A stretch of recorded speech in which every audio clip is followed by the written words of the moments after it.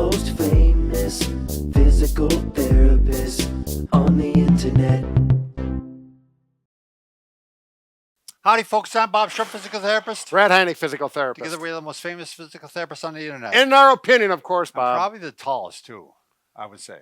Well, yeah, I would say so, too. 6'6". Today, we're going to talk about the #1 shoulder impingement exercises. Yes. Best success rate. And this is from personal experience and from... As well as clinical. That's right. And also, we have other people who verify this. Yes. Yeah, there's been studies and et cetera, et cetera. But, Bob, we got business to take care of. By the way, if you're new to our channel, please take a second to subscribe to us. We provide videos on stay healthy, fit, pain-free, and we upload every day. Also, if you wonder why this mattress is here, go to bobandbrad.com. Go to the giveaway section. We're giving away a Sleepovation mattress this week. This is just a sample of one, but the big one has 700 tiny mattresses and air channels. So it's very comfortable. You can also find it on Facebook. It'll be pinned to the top of the page. Go to Twitter, Instagram, or TikTok if you want a 60-second version of the program where we don't ramble. That's right. And we also have the podcast, which within a week or so, who are we going to have on? We're going to have Steve August. And he is probably a leading world expert on costochondritis. Chest pain, that's not a heart. That's not a heart attack, right? Okay, so we're going to move this out of the way, Brad? Yeah, I'll help, Bob. Oh, I'm not going to help. It's not that heavy. Okay. All right. So shoulder pain, impingement pain, it's very common. Right. And it's pretty well accepted. Approximately 70% of shoulder pain that doesn't come from trauma is oftentimes impingement. And so we're talking about the #1 exercise and we found this actually through a viewer about 7, 8 years ago. A long time. They said, what about this book by Dr. Kirsch? Right. So Bob ordered it up. We both read it and we start treating with this. Well, we first should say we are skeptical. Yeah, absolutely. I said... I didn't think it would work. So the concept that Dr. Kirsch uses, not for the Very full simple treatment, but for a good part of the treatment is... Hanging. So what are we talking about? Hanging. Right. And simply you just hang your arms through the your body weight on a pull-up bar or like what we have that we think... hanging handles. Yeah, that works a little bit better. But the whole concept is the book goes through the anatomy of it and the biophysics of it. Yeah, and explains why it works. So as therapists, we didn't think this. We just thought it was a bunch of hogwash. Yeah, but once we read it, it's like, oh, that really makes some sense. We never thought of it that way. And anyways, and he's got some amazing testimonials there. I know that that's not research, but when you have 30 people saying this was like a miracle for me, and we've seen the comments too when we do a video on this. Right, exactly. And I personally had impingement in the last year, use this system. I'm very happy with the results, feeling much better. So anyways, and actually he only lives, Dr. Kirsch lives about 100 miles from here in Stevens Point, Wisconsin. Right. So, that's 30 miles from where I was born and raised. He's a geographical brother. Yeah, there we go. Anyway, so we have communicated with him. He's a very nice man. He's retired. He was a surgeon, a shoulder surgeon. He really knows what he's talking about. Let's talk about how we do the hanging. Sure. Okay. So if you have shoulder impingement, typically you go up about this level and it starts to hurt. And if you can work through there, and once you get up higher, the pain goes away. It's called painful arch syndrome. It's in all the PT books and whatnot. So it goes, then it's hanging's probably going to be helpful. In some cases, it hurts all the way up. Right. And you still could try hanging. Yep, absolutely. And this could be good for frozen shoulder. Yeah. Depending on what phase you're in. Yeah, if you're in the unfrozen phase, I mean the final phase. Yeah, where it's getting better. There's 3 phases, one where it's freezing, 2 where it's frozen, and 3 where it starts to unthaw. Yeah. If you can get your arms up here, again, a pull-up bar works. Actually, in his book, he talks about these homemade pull-up bars with pipes. Hanging from a tree branch. Hanging from a tree branch, if you can. Rafters.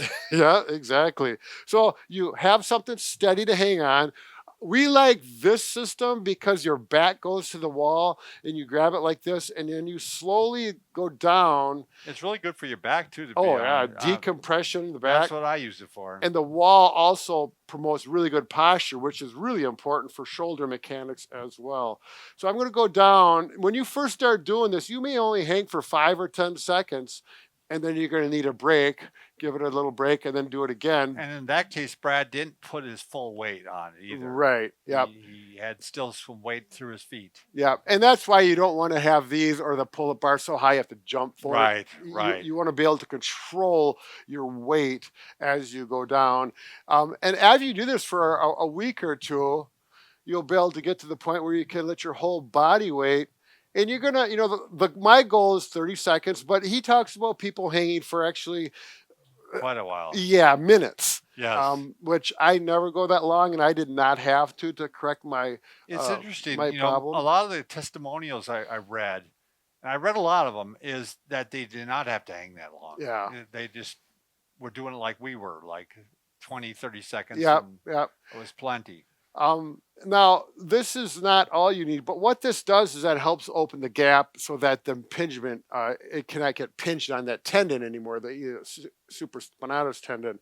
Now, once you can do that, then these are the exercises. He has some exercises that he recommends. Yeah, we like ours better. Yeah, and I think he would be fine with that because therapists do exercises more than surgeons. Right. So I think he would be fine with this. Now, which one do you want? You want to do the strength? Yeah, the external rotation. Any physical therapist is going to agree with this one and promote Worth their salt. Yep, yeah, exactly.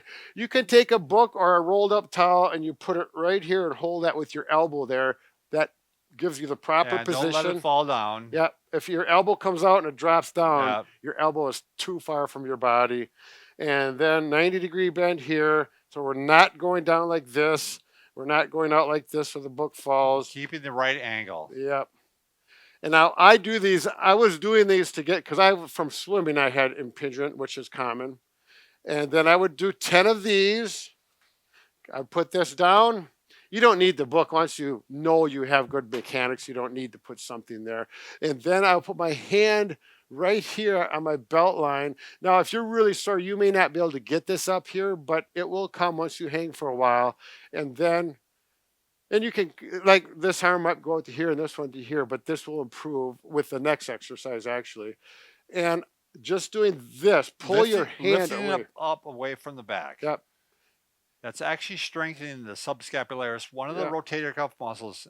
The rotator cuff helps keep the head of the socket, the head of the ball of the humerus, deep down in the socket so it doesn't pinch as well. So these are stabilizer muscles, and that's why we're strengthening them. Right.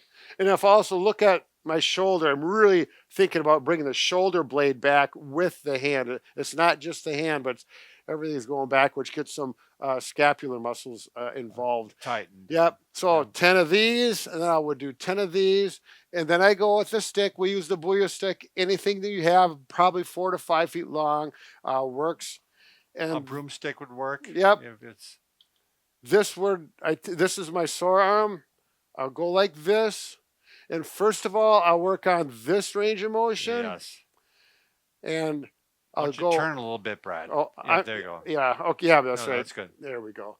So I'll work out only to the point where I feel stretch. If you go up to here and you get sharp pain in your shoulder, do not go that far. Back up. This will come in time. And then I will finish up with what we call the chicken wing, where I stretch like this. Now, this is, as it gets better, you'll be doing more of this. When it's still pretty sore, you may not even be doing either one. And if you have what we call loose shoulders, or if your shoulders dislocate, I don't want you doing this. Yeah. Or if you have rheumatoid arthritis, I don't want you doing this.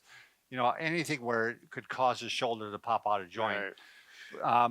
I want to say, a lot of people were critical of that exercise, including you. I was like, and then I start doing with this exercise. And the neat thing was, it's like, oh, my left arm's feeling really good. I don't have the impingement anymore. So then I thought, let me check this side.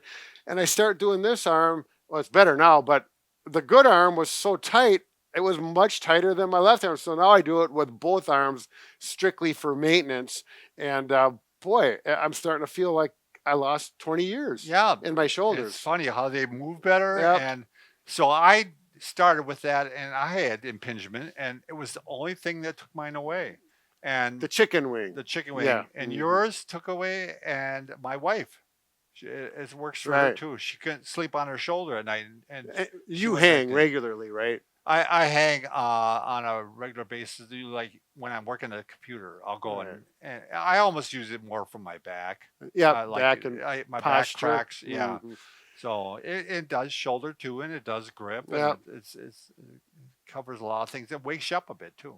Oh yeah, it does. I do that in the morning, and I can hear my shoulder blades go crickly, crackly, and I'm feeling like I'm taller. You know, life is good. Get ready for your Rice Krispies for breakfast. So seriously, this book, if you want to get the book, it's written for the lay person. There are some parts in there that you need to be the mechanics. You may not know if you're not familiar with it, but in general, he's got it good for the layperson for the treatment part. You know, I don't know. It's inspiring. You know, if you have a rotator cuff injury, or if you're going in for surgery, there's all these people that were going to go in for surgery and ended up not needing it. Right, because they went with, you know, this.